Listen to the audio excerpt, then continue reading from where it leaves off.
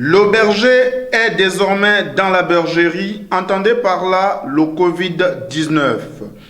Et pour lutter contre cette pandémie, le président du syndicat des transporteurs, Robert Meignier, est monté au créneau pour sensibiliser ses troupes face aux mesures de sécurité et aux abus de certains transporteurs véreux.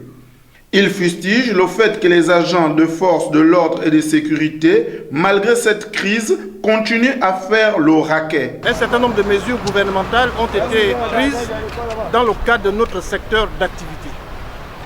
Alors, nous sommes montés au créneau hier pour manifester notre désapprobation.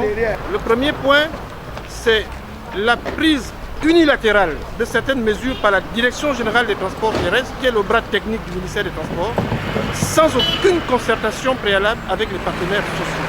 Nous pensons que dans les mesures qui ont été prises et auxquelles nous adhérons par civisme et par nationalisme, dans ces mesures, il y a quelques incohérences.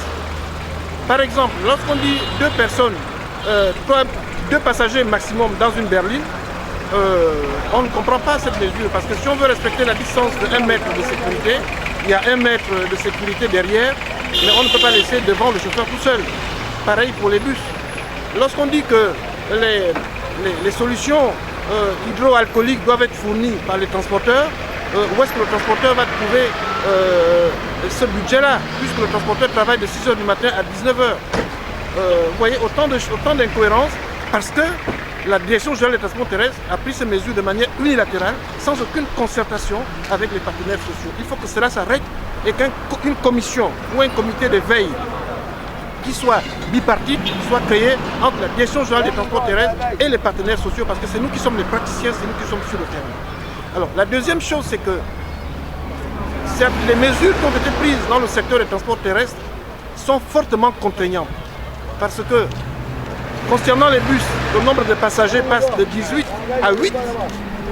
Dans les berlines, le nombre de passagers passe de 4 à 2. Ce qui réduit de manière substantielle nos recettes.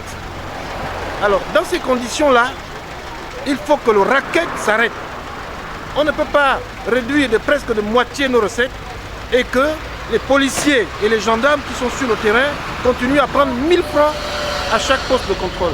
Une situation qui n'est certes pas facile à gérer, mais vu l'état d'urgence, tout le monde doit apporter sa contribution.